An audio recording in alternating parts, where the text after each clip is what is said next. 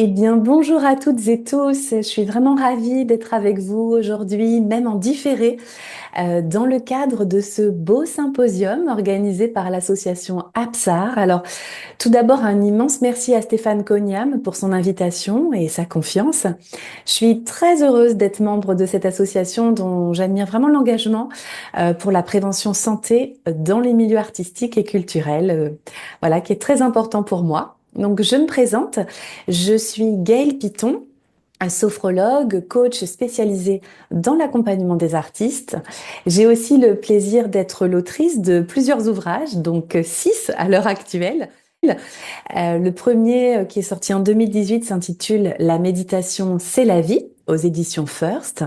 Le second est Le grand guide de la sophrologie au quotidien, donc paru en 2021 aux éditions Très Daniel. Le troisième s'intitule Et si l'on faisait un pas de côté, paru aux éditions Le Duc en 2022. Le quatrième de la petite famille de papier s'intitule J'arrête de trop cogiter, donc sur les ruminations mentales aux éditions Erol. J'ai également écrit en 2024 un petit coffret de sophrologie, donc un jeu de cartes pour animer des ateliers. Et le dernier en date, en septembre 2024, qui est Méditer avec la musique classique, coécrit avec le musicologue Jean-Jacques Griot. Le sujet qui nous rassemble aujourd'hui est vraiment au cœur de mes accompagnements et de ma passion. Donc comment la sophrologie et la méditation peuvent devenir des alliés essentiels pour les artistes. Mais peut-être pour vous donner quelques éléments, je trouve que c'est toujours intéressant de voir aussi comment, en tant que praticien, on est amené à découvrir eh bien nos outils, nos philosophies de vie. Hein, on y reviendra. Avant d'être sophrologue et coach, j'ai travaillé pendant plus de 10 ans en tant que chargée de production et de diffusion dans le secteur de la danse contemporaine. J'ai notamment travaillé plusieurs années avec Caroline Carson, que vous connaissez sans doute. Et voilà, j'étais amenée dans mon travail de chargée de production et de diffusion à accompagner les artistes en tournée. Donc à rencontrer aussi de grands moments de stress juste avant le spectacle, avec aussi la densité émotionnelle que représente une tournée. Et je me disais, donc je faisais un peu du Gaëlle Piton comme je pouvais avec mon savoir-faire, mon savoir-être, mais je me disais un jour, il faudra que j'ai un truc pour les aider. Et le truc est resté en questionnement comme ça. Et parallèlement à ça, comme j'ai un grand parcours littéraire, hein, j'ai fait les classes préparatoires littéraires aux grandes écoles, doctorat à la Sorbonne, voilà, avant de tout laisser tomber pour être avec les artistes. Mais la Fédération française de danse m'a demandé d'être journaliste, en fait. À l'époque, elle avait un magazine papier. Et plus tard, on m'a proposé un direct à la radio. Je suis aussi et toujours journaliste.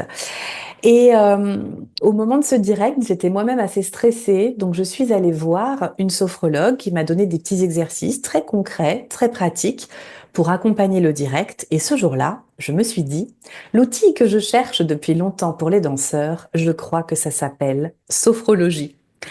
Donc au départ, il était question d'utiliser la sophrologie dans mon travail de production et de diffusion. Et puis, ces formations sont des chemins. J'ai aussi moi-même bougé et je me suis dit non, en fait, j'ai vraiment envie eh bien d'accompagner les artistes. Donc actuellement, c'est ce que je fais. Je suis spécialisée dans l'accompagnement des artistes. Alors du chant chorégraphique ou non d'ailleurs, hein, parce que j'accompagne beaucoup de musiciens, beaucoup de personnes de théâtre, comédiens, acteurs aussi en cinéma. Donc c'est assez varié. Et je travaille avec de grandes structures que vous connaissez sans doute, notamment le Centre national de la danse à Pantin et à Lyon également. Je suis coach et sophrologue au sein de l'incubateur Yadu à la Villette, hein, d'initiatives d'artistes en danse urbaine. C'est vrai que les danseurs hip-hop font partie, c'est une grande partie de mon accompagnement.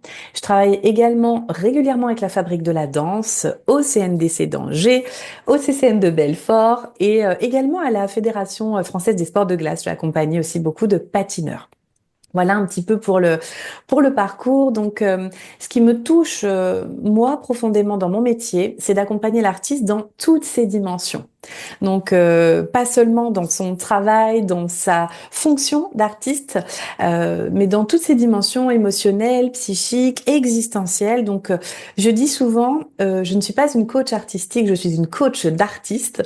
Et pour moi, un artiste qui dure, c'est un artiste heureux. Alors je sais, ça va au-delà des croyances de l'artiste qui doit subir, qui doit souffrir, mais je crois que le parcours d'artiste est un parcours de marathonien quelque part et qui s'inscrit sur le long terme. Et pour que ça dure, il faut aussi que ça nous remplisse de joie et que ça nous rende heureux. Voilà, être artiste, c'est un métier magnifique, c'est un métier très exigeant. Donc on pense souvent à la scène, à la création, à l'émotion, mais on oublie parfois les coulisses, hein. Le trac, la pression de la performance. Alors performance sur scène, mais qui peut être aussi quand on a fait déjà un spectacle, de se dire est-ce que le deuxième va être aussi bon? La fatigue mentale et psychique, hein, les déplacements, le stress inhérent à l'intermittence aussi du spectacle, le rythme des tournées, des répétitions, des auditions, des castings, les incertitudes financières, voilà, toutes les remises en question et parfois les blocages aussi créatifs, ne pas savoir, la page blanche, on appelle cela pour les écrivains, elle existe aussi chez les artistes du spectacle vivant et la difficulté à identifier et donc à poser des limites entre la vie pro et la vie perso. Dans ces métiers passion, tout est souvent entremêlé, mais il convient quand même parfois de travailler sur effectivement la différenciation entre ce que je fais, qui je suis dans mon travail et dans ma vie personnelle. C'est pas évident de le faire, mais je crois que c'est très très important pour voir à quel point ça peut déborder et donc se poser des limites, des sas, créer des pauses aussi qui sont salutaires dans le métier d'artiste. Donc voilà, c'est là que la sophrologie et la méditation peuvent prendre tout leur sens parce que euh, il s'agit pour moi dans mon travail d'outiller les artistes. Artistes, alors je dis artistes, mais ça peut être évidemment les professionnels du spectacle vivant, hein, parce que j'accompagne aussi des programmateurs, des chargés de production et de diffusion, voilà, parce que j'ai bien connu ce métier aussi. Donc quand je dis artiste, pour moi, c'est vraiment aussi tout l'écosystème autour du milieu de l'art. Et en sophrologie, en méditation, on outille donc les personnes pour qu'elles soient autonomes avec les outils, pour qu'elles puissent les réutiliser sans moi en fait. Et ça, je trouve que c'est très puissant. Ce sont des outils, je vais vous l'expliquer, qui sont très simples et qui peuvent se pratiquer partout, tout le temps. Donc aussi bien en coulisses qu'avant une audition pour un plateau drac où on doit présenter son projet, avant un bord plateau, avant une rencontre en EAC, hein, dans l'éducation artistique et culturelle. C'est aussi des thématiques que j'accompagne beaucoup. Et dans la transmission aussi avec l'autre. Donc c'est là aussi que ces outils sont très puissants puisque les artistes peuvent s'en saisir assez facilement, quasiment immédiatement, dès qu'ils ont reçu eh bien, la transmission de ces outils.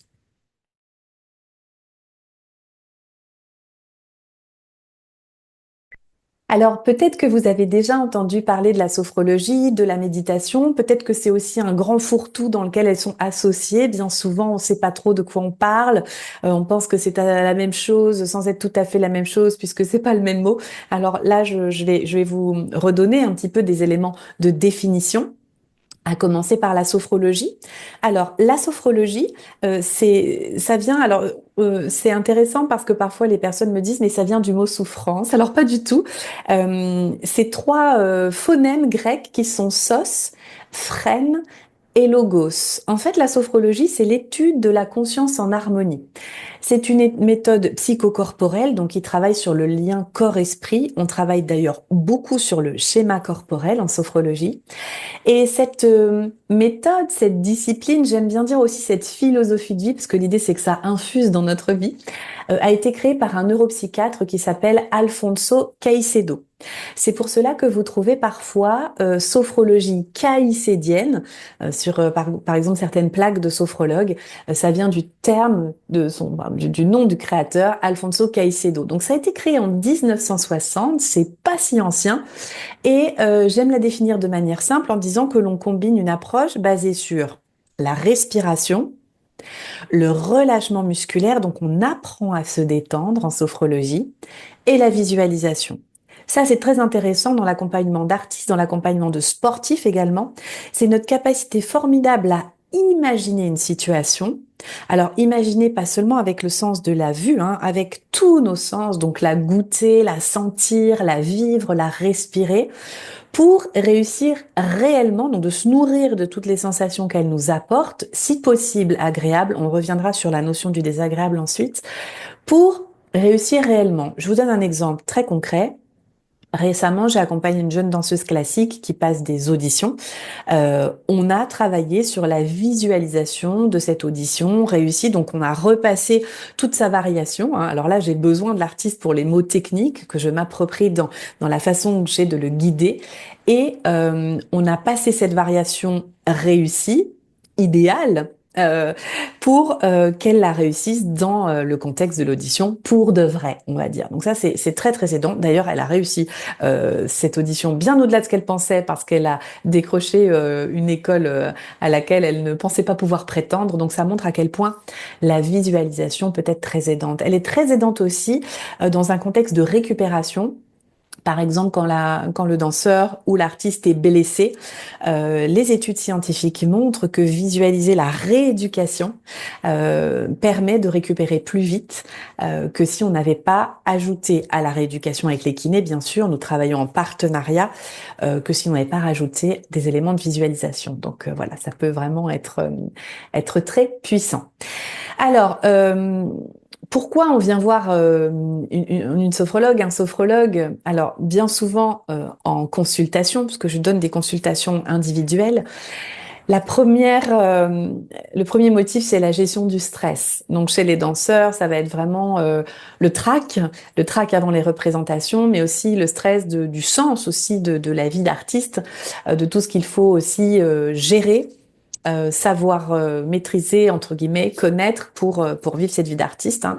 Un artiste devient aussi souvent, malgré lui, un entrepreneur. Donc, ça crée aussi tout un tas de stress. Dans le cas des artistes, ça va être aussi souvent la récupération, le sommeil. Mieux récupérer après une performance, gérer les rythmes décalés, donc souvent il y a beaucoup de transports, les trains, donc là on va pouvoir aussi créer des pratiques que l'on peut faire dans le train, dans l'avion. La demande va être aussi de prévenir un épuisement physique et mental. C'est vrai qu'en sophrologie on est très bon sur la prévention puisque l'on apprend à écouter les messages du corps. Quand j'ai commencé à donner des masterclass au Centre national de la danse, on m'a dit, Madame Piton, les danseurs connaissent très bien leur corps. Désolée, mais je pense qu'il y a une connaissance effectivement anatomique et aussi du corps qui doit fonctionner sur scène. Alors évidemment, ça se déploie de plus en plus, la prévention de la santé, du soin du corps, mais c'est quand même pas encore la majorité des danseurs et des artistes qui prennent soin, et surtout le corps doit fonctionner le soir pour la représentation. Donc la prévention, c'est plutôt écouter les mots que nous envoie notre corps avant qu'il ne soit trop tard. Alors, il peut y avoir aussi un axe qui vise à retrouver le plaisir de pratiquer son art, hein. J'ai accompagné récemment une danseuse du Centre chorégraphique de Belfort qui, à force de surcharge, avait perdu le plaisir de danser. Et en quelques séances, par des exercices de respiration, d'ancrage, on a pu aussi aller chercher, et dans un travail qui mettait aussi à jour les valeurs, puisqu'en sophrologie, on va aussi chercher les valeurs, le pourquoi je danse, pourquoi je fais mon art, la question du sens. Et donc, elle m'a dit, maintenant, je recommence à danser avec tout mon être. Le plaisir de performer, c'est très important, la joie que ça peut continuer à ouvrir, et parfois, à force eh bien d'exercer son métier, on peut perdre le sens, et c'est important de se reconnecter avec son pourquoi. Les exercices de sophrologie donc sont basés sur de la respiration, le relâchement musculaire, la visualisation, comme je vous le disais. Ils se pratiquent essentiellement assis ou debout. Pour les exercices en posture debout, on parle de relaxation dynamique. C'est une part très importante en sophrologie que j'utilise beaucoup avec les artistes. Ce sont des exercices qui synchronisent une respiration avec un geste, avec l'idée vraiment de transformer un état émotionnel. Par exemple, je vous donne un petit exemple, l'exercice de verticalité, donc qui va consister à souffler, prendre une grande inspiration, monter les bras vers le ciel, rétention quelques instants, donc retenir la respiration et Évacuer les tensions sur l'expire. Voilà, ça peut être des petits exercices que l'on répète en général 3 fois et qui peuvent nous permettre de switcher d'état, de changer d'état d'être, notamment quand on peut aussi cogiter beaucoup. Là encore, j'y reviendrai tout à l'heure, notamment avec la méditation. Ça peut permettre de revenir au corps. En fait, la sophrologie part du corps pour changer l'état d'esprit. C'est l'inverse de la méthode Coué. Alors, j'ai rien contre la méthode Coué. Elle est très aidante à bien des égards, pardon, mais bien souvent, partir de la tête pour diffuser dans le corps, ça marche pas. Alors que partir du corps et changer l'état du corps peut vraiment changer l'état d'esprit.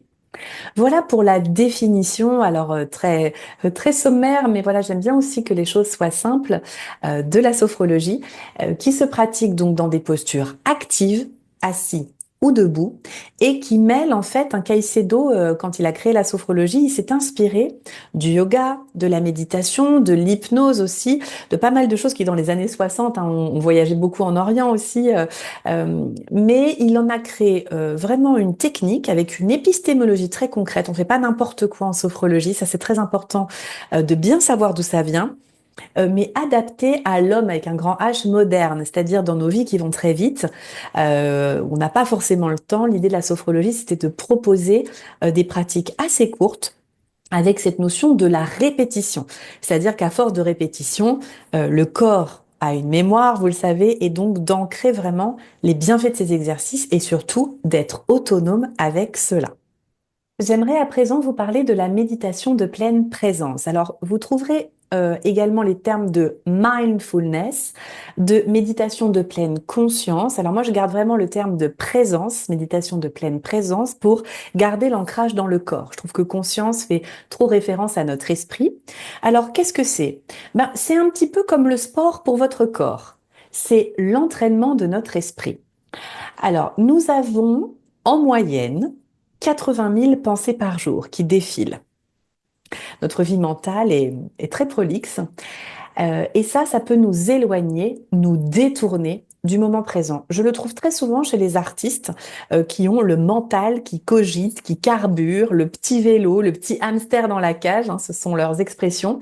Et l'idée de ces pensées, c'est quoi? Alors, c'est pas un problème de pensée. On en a besoin pour voilà, rédiger un dossier de présentation d'une pièce chorégraphique, créer une symphonie, écrire des partitions, prévoir son plan de tournée, voilà. Mais la problématique, c'est quand on pense trop, quand le mental, en fait, devient envahissant.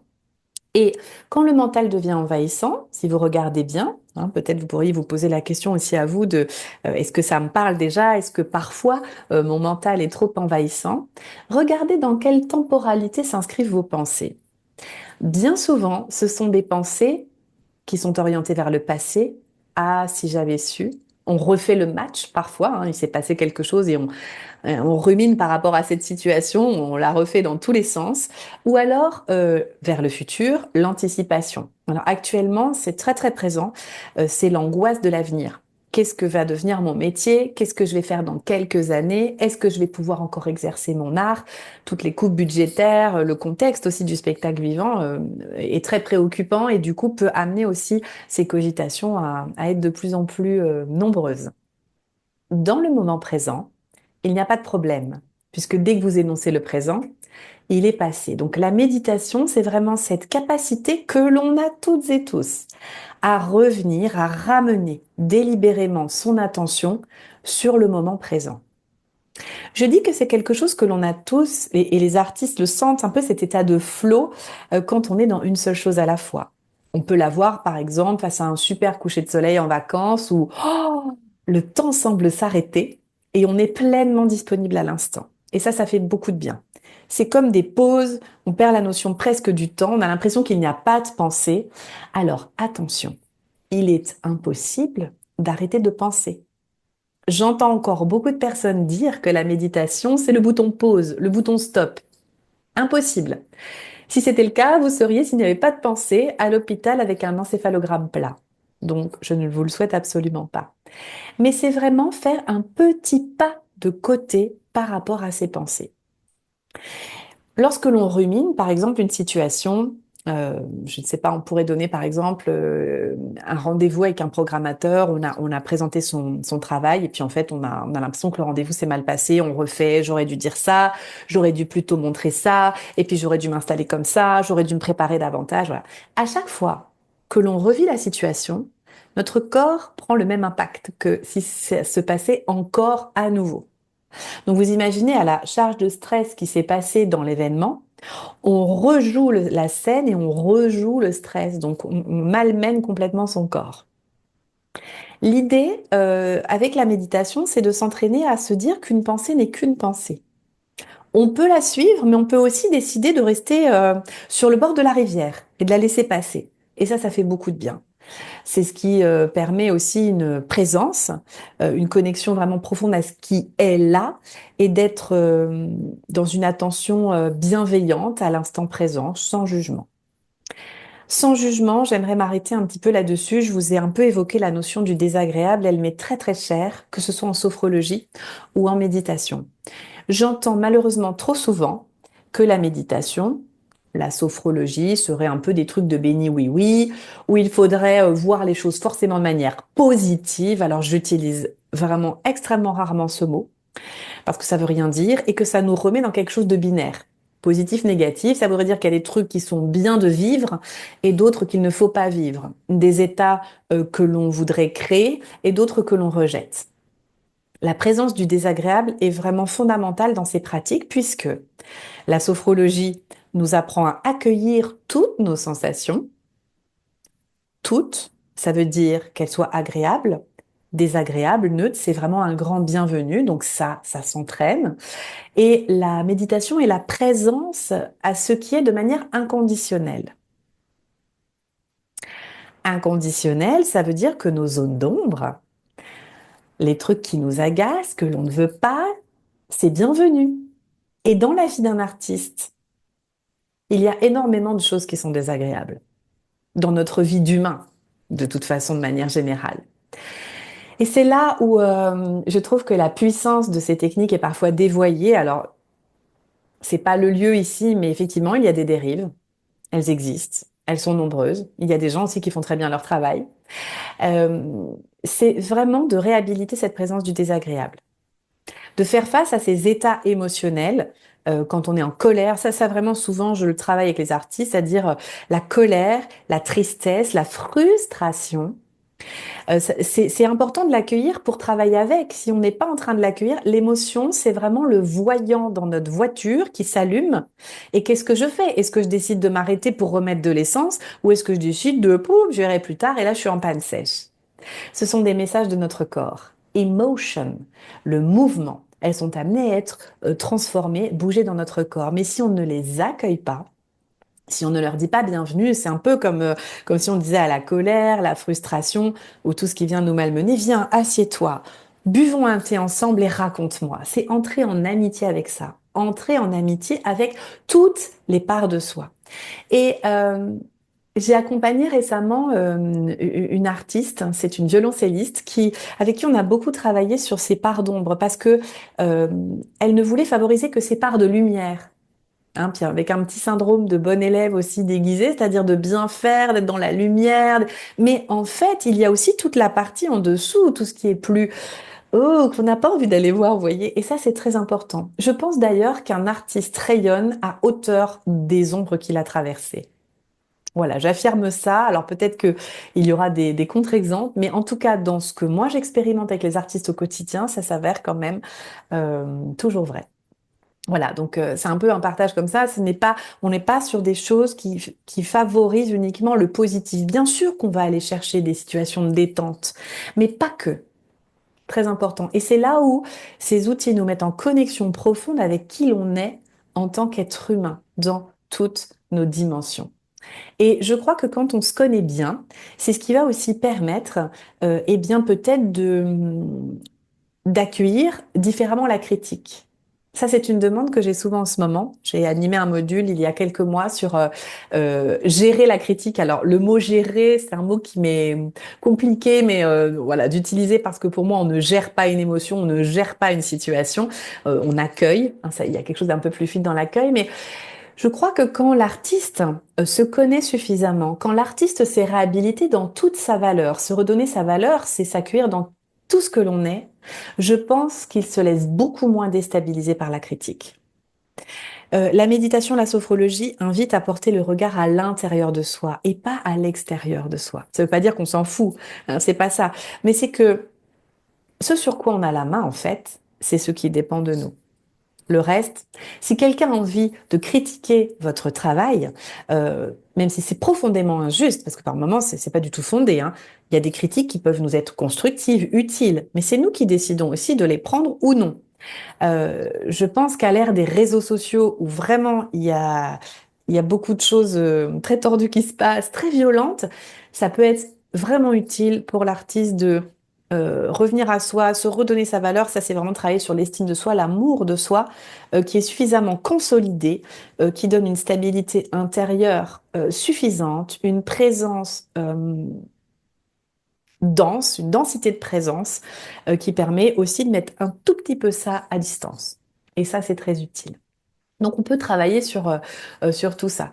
Euh, donc, pour revenir à la méditation de pleine présence, ce qu'elle permet, c'est vraiment de sortir du mental envahissant, qui parfois, chez certains artistes ou certains programmateurs, hein, là encore, artistes au sens large, je vous l'ai dit en préambule, peut aussi freiner l'action. À force d'être trop dans le mental, on peut ne plus agir, être figé. Ça peut aussi développer la conscience de ce qui se passe à l'intérieur de soi, de voir que même dans l'immobilité, puisqu'en méditation on est dans une posture plutôt immobile au départ, après on peut aussi méditer en marchant, méditer en dansant, méditer en faisant de la musique, euh, mais on peut voir à l'intérieur de soi il y a toujours de la vie, que tout est impermanent, tout passe, hein. Donc les succès comme les défaites, c'est vraiment de se désidentifier avec ça, de ne plus s'associer à ça. Je suis. Avant d'être un artiste, je suis. J'existe. Il n'y a pas de prérequis pour ça. Vous êtes. Vous êtes. Il n'y a pas à gagner sa vie, hein. Gagner sa vie, c'est intéressant. Ce serait l'objet peut-être d'un autre échange ensemble, ce serait intéressant. La méditation permet aussi d'accéder au flow créatif, hein, parce que elle va connecter tout ce qui est ce qu'on appelle l'intuition, c'est-à-dire tout ce qui, en sophrologie et en méditation, on accueille vraiment les sensations avant même qu'elles soient mises dans une boîte du mental.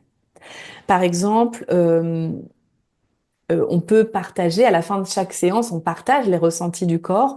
C'est pas la même chose de dire j'ai senti une tension dans le dos. Ça, c'est vraiment la sensation parce que j'étais mal installée. Tout de suite, le mental vient mettre dans une petite boîte.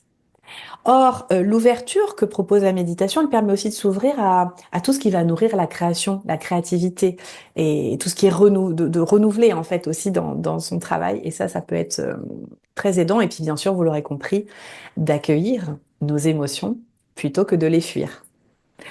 Lorsque les choses sont désagréables, en fait, nous réagissons comme un animal avec notre cerveau reptilien. Soit on se fige, le lapin dans les phares de la voiture, on bouge plus, soit on fuit.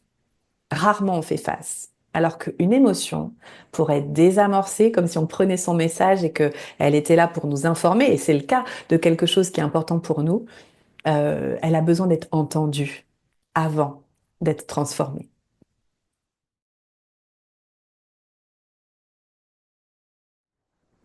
Je pourrais vous parler des heures de la sophrologie et de la méditation, mais je crois que la meilleure compréhension, eh bien, c'est la pratique. Alors, je ne vais pas vous faire une très très longue pratique, mais j'avais envie qu'on expérimente aujourd'hui ensemble une méditation de pleine présence de quelques minutes pour que vous puissiez aussi vous expérimenter de l'intérieur ce que ça fait, ce que ça vous fait en fait. Hein, ça vaut tous les longs discours du monde et sachez qu'il n'y a pas d'expérience ratée ou réussie.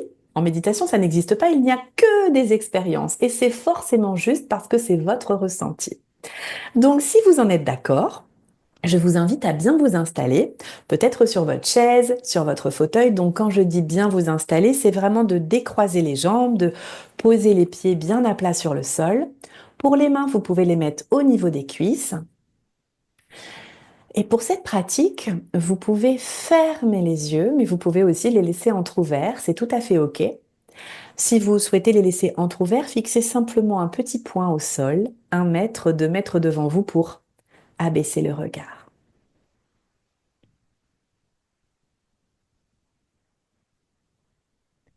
Et dans un premier temps, je vous invite à accueillir votre respiration telle qu'elle est.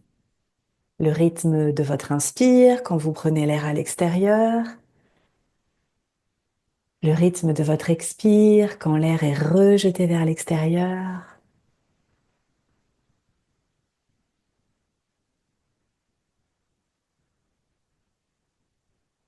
Bienvenue à votre respiration telle qu'elle est.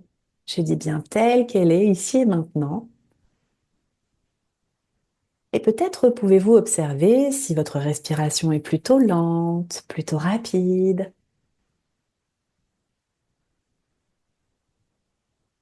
Est-ce qu'elle est plutôt courte ou plutôt ample?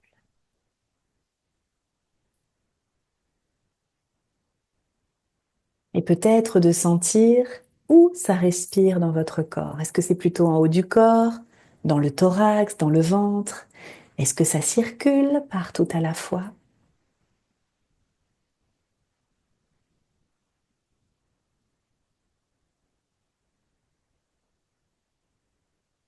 Bienvenue à votre respiration telle qu'elle est ici et maintenant. Il n'y a rien à changer, tout est là, juste là.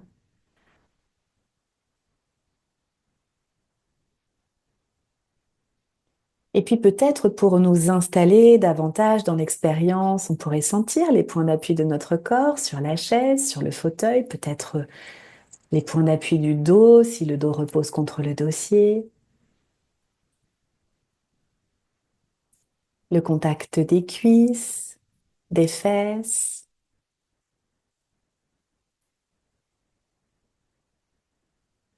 le contact des deux mains posées sur les cuisses. Peut-être d'ailleurs que la main droite n'appuie pas tout à fait de la même façon que la main gauche.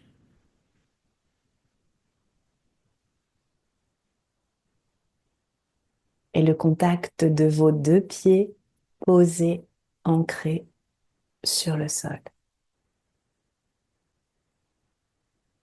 L'ancrage, c'est très important dans nos pratiques et parfois dans la journée, vous pouvez tout simplement remettre vos deux pieds bien à plat, posés sur le sol. Ça permet de se câbler, de se brancher sur votre expérience du moment présent.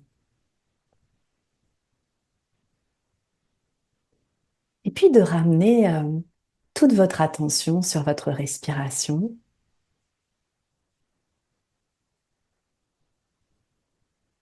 Prendre un temps également pour accueillir les sensations, les émotions qui vont, qui viennent, un peu comme une danse à l'intérieur de nous.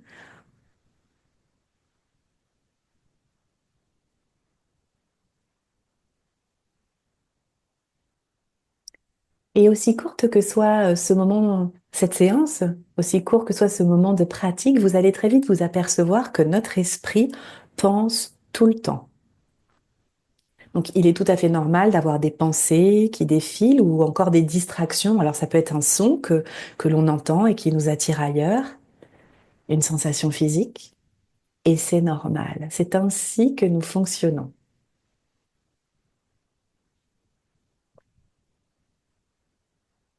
Mais à partir de maintenant, l'expérience que je vous propose de vivre avec moi, c'est que dès qu'une pensée ou une distraction va venir vous rendre visite, vous allez tout simplement la laisser passer.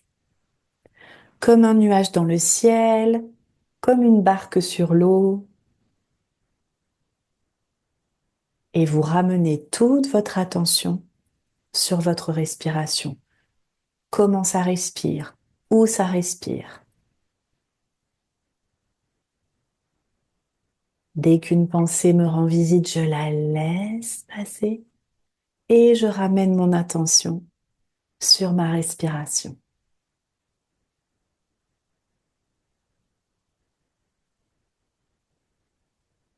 Et s'il faut le faire 10 fois, 100 fois, des milliers de fois en quelques minutes, je vous invite à pratiquer autant de fois que nécessaire puisque la méditation, c'est un entraînement. Et nous sommes en train, ensemble, d'entraîner notre esprit.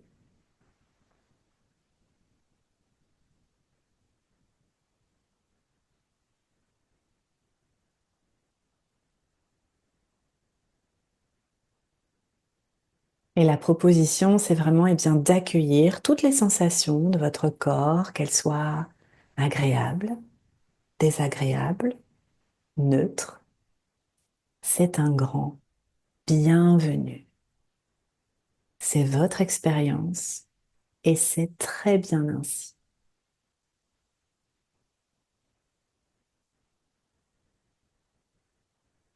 Et qu'une pensée me rend visite, je la laisse passer et je ramène mon attention sur ma respiration.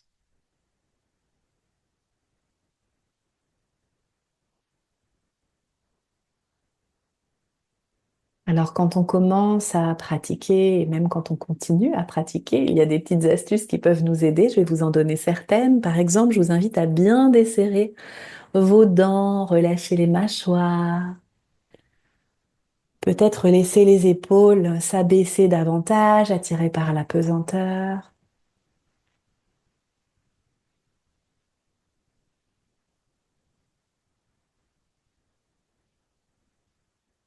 Et peut-être ensemble, on pourrait tranquillement un peu modifier notre respiration. Si vous en êtes d'accord, je vous invite à poser une main ou les deux au niveau de votre ventre et de sentir que le ventre se gonfle à l'inspire et qu'il se dégonfle sur l'expiration. Comme un ballon, comme le remous des vagues au bord de la mer, nous sommes en train d'activer la respiration abdominale que nous, sophrologues, nous appelons la respiration du lâcher-prise. Alors, c'est tout un programme. Peut-être de laisser votre corps se déposer davantage sur la chaise, sur le fauteuil à chaque expiration,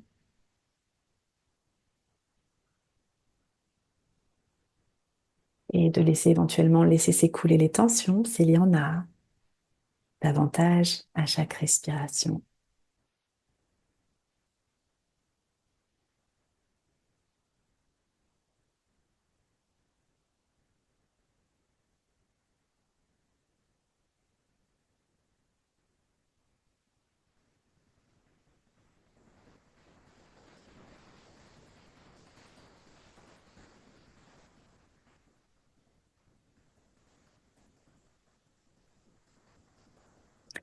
En méditation, il n'y a pas d'objectif, pas de destination à atteindre. Il y a simplement à être dans le moment présent.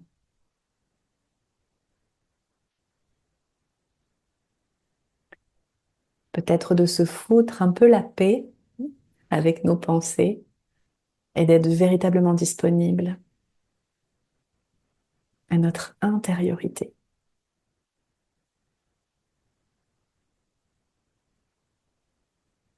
Voilà, vous pouvez ramener vos mains à leur position initiale. Profitez encore quelques instants pendant quelques respirations.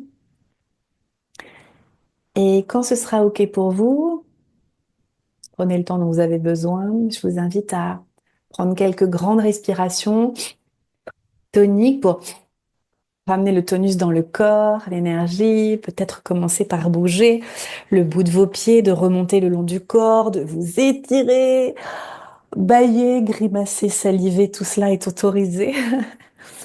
Et à rouvrir les yeux s'ils étaient fermés.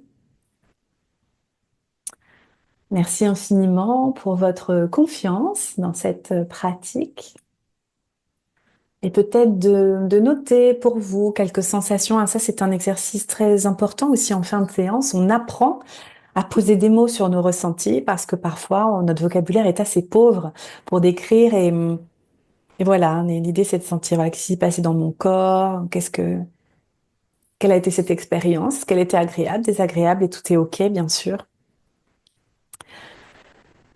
Dans cette pratique, j'essaie de vous faire goûter. Alors évidemment, il y aurait plein d'autres choses. On va pas faire le tour aujourd'hui de la sophrologie et de la méditation, mais au départ, on est vraiment dans une méditation de pleine présence. Ramenez votre attention sur un support. Alors au quotidien, ça veut dire comment on peut faire. Vous pouvez décider d'une durée. Mieux vaut 3 minutes par jour que 45 minutes une fois par semaine, hein. C'est la notion de l'entraînement et vous dire, Je me prends 3 minutes. Peut-être vous pouvez les timer avec un minuteur ou il y a pas mal d'applications aussi qui existent avec des sons de gong pour marquer le début et la fin des pratiques et vous dire pendant ces 3 minutes, dès qu'une pensée me rend visite, je la laisse passer et je ramène mon attention sur ma respiration. Si on comprend que la méditation, c'est être pleinement présent au moment, on peut aussi ramener son attention sur autre chose. On pourrait tout à fait le ramener sur un son. Je me fais un thé, clic, je mets en route la bouilloire, j'écoute le son jusqu'à ce que je ne l'entende plus, clac, le thé est prêt. Et voilà, j'ai pratiqué en fait. Ce qui compte, c'est d'être dans une seule chose à la fois parce que nous fonctionnons comme cela. Et ça fait beaucoup de bien parce que ça nous crée des sas dans la journée. Et vraiment, 3 minutes. Déjà 3 minutes, c'est beaucoup plus facile à trouver que peut-être un quart d'heure ou 20 minutes. Parfois, on voudrait se coller des routines qui sont presque, on devient un peu esclave aussi de ces routines-là, et c'est pas le sens de nos pratiques. Euh, Évidemment, pour les artistes, ça peut se faire partout. Hein, je me souviens de séances. J'ai encore récemment une danseuse que j'ai accompagnée. Elle était sur le parvis de la gare de Lyon parce qu'elle était entre deux trains et donc on a pratiqué sur le parvis. Donc moi en visio et voilà parce que j'accompagne en visio puisque les artistes sont aussi un peu partout et voilà et donc on pouvait le faire sur le parvis. On peut faire aussi dans l'avion, dans le train avant de monter en scène. Mais j'aime quand même répéter que ces outils s'entraînent, c'est-à-dire que il semblerait, enfin, ce serait illusoire de vouloir les utiliser que en cas de tempête.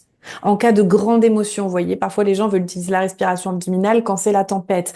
Ça marche si vous avez entraîné ça en eau calme. Si vous savez conduire votre barque en eau calme, après vous êtes prêt. Dans la deuxième partie de la séance, on a cheminé vers une respiration plus abdominale. Là, on était vraiment plus dans la sophrologie. C'est pour vous faire vivre la différence aussi entre les deux. La sophrologie est plus induite, puisqu'on va vraiment changer un état. L'idée, c'était de connecter avec la respiration abdominale, qui est la respiration de la détente, qui donc physiologiquement calme les tensions du corps. Et ça, à partir de maintenant, ça vous appartient. Vous pouvez le faire à tout moment, en autonomie. Et c'est ce que je trouve très puissant dans ces techniques. Euh, Alors, pour vous parler un petit peu de la spécificité de mon accompagnement, mon avantage, je crois, c'est de bien connaître le monde artistique. Il y a beaucoup de praticiens qui veulent travailler dans ces mondes parce qu'ils font rêver, mais qui ne connaissent pas. Je pense que c'est vraiment illusoire parce qu'il y a quand même des fonctionnements spécifiques, ne serait-ce que l'intermittence du spectacle. C'est important de connaître comment ça fonctionne pour mieux accompagner. Alors, qui j'accompagne? Des danseurs, des musiciens, des comédiens, des circassiens, des artistes, des auteurs, des plasticiens, des créateurs numériques, hein, c'est assez varié, mais aussi les équipes techniques, administratives et pédagogiques. Hein, c'est vraiment tout l'écosystème du spectacle vivant et du spectacle et de la création qui peut être concerné, qui peut trouver des bénéfices dans ces accompagnements. Je peux aussi vous donner quelques exemples d'axes de travail qui peuvent être possibles pour collaborer ensemble. Évidemment, la gestion, donc l'accueil du stress et des émotions, retrouver du sens dans son projet artistique, prévenir les burn-out. Alors on parle de la santé mentale 2025, grande cause nationale et c'est très très très très important. On n'en parle pas assez et on n'en parle pas aussi assez dans le succès, c'est-à-dire que le succès peut créer énormément de pression. Beaucoup d'artistes rêvent du succès, mais je pense qu'il faut être prêt. C'est nécessaire pour moi que vous soyez accompagnés dans cette démarche. Donc prévenir les burn-out, se reconnecter au plaisir de créer. Travailler sur l'affirmation de soi, la confiance en soi, mais aussi sur sa singularité, parce que c'est ce que vous vendez en tant qu'artiste, c'est qui vous êtes, et ce que vous avez à dire, quel est votre message. Donc parfois c'est important d'aller, travailler là-dessus. C'est vrai que j'accompagne aussi beaucoup d'artistes au tout début de la création pour faire jaillir la matière artistique, hein, qui provient en fait plus de notre partie intuitive que vraiment de la partie réflexive.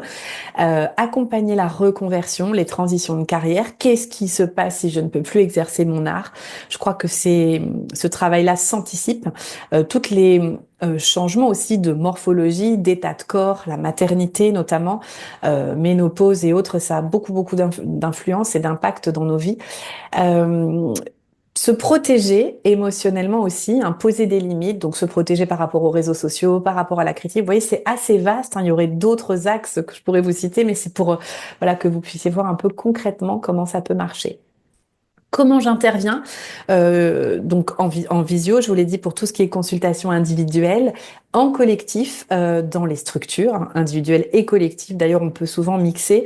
En tant que coach, parce que j'ai aussi cette certification-là, je travaille beaucoup en co-développement. C'est-à-dire que moi, je sais bien faire enfin, l'énergie, mettre en la synergie d'équipe, créer des cohortes, créer une communauté de pairs. Je pense qu'on se sent assez seul aussi quand on est dans le secteur artistique et que se rapprocher de ses pairs, c'est très important. Mais pour cela, de construire un contexte bienveillant, de non-jugement, ça peut être très, très intéressant. J'accompagne actuellement des artistes qui sont partout dans le monde, hein. La visio permet ça, permet vraiment d'exploser les limites, en tout cas géographiques, parce qu'en fait, les enjeux sont vraiment universels, hein. Créer, durer, se sentir vivante, vivant dans son art. Euh, voilà un petit peu ce que je peux vous dire. On peut tout à fait se retrouver, c'est-à-dire que si vous tapez Gaël Piton, Piton, très simplement, vous allez pouvoir trouver mon site internet, gaelpiton.com, et puis je suis assez présente sur les réseaux sociaux, LinkedIn, Facebook, Instagram, où j'essaye vraiment aussi de diffuser des outils, l'enjeu aussi que ça peut avoir dans la vie des artistes. J'ai également un podcast qui s'appelle Danser sa vie, dans lequel je partage des clés une fois tous les 15 jours dans des courts épisodes. Euh, je crois que vraiment nous vivons une époque où la santé mentale, elle est au cœur des préoccupations. Je vous le disais, 2025, l'année nationale de la santé mentale. Le monde artistique n'est pas épargné, bien au contraire. Et pourtant, on entend encore trop souvent, c'est normal de souffrir pour créer, il faut se sacrifier pour l'art, mais tu fais un métier de passion, c'est pas vraiment un métier. Donc voilà, il y a encore beaucoup d'enjeux de prévention. Et c'est pour ça qu'une association comme Absar est très importante, que des symposiums comme ça, c'est très important que vous puissiez entendre des intervenants. Et je m'inclus dedans parce que j'ai très à cœur d'entendre les interventions de mes consoeurs, de mes confrères, pour qu'ensemble, on puisse vraiment proposer des clés concrètes pour aider les artistes. Je vous l'ai dit, pour moi, un artiste qui dure, c'est un artiste qui prend soin de lui, c'est un artiste heureux, c'est un artiste qui se fait accompagner. Et d'ailleurs, les artistes se donnent assez facilement les numéros, le bouche à oreille fonctionne assez bien. Et je crois que l'installer dans les structures, comme c'est déjà le cas, en tout cas moi j'ai la chance d'intervenir très très régulièrement dans les structures artistiques, c'est essentiel. C'est vraiment essentiel.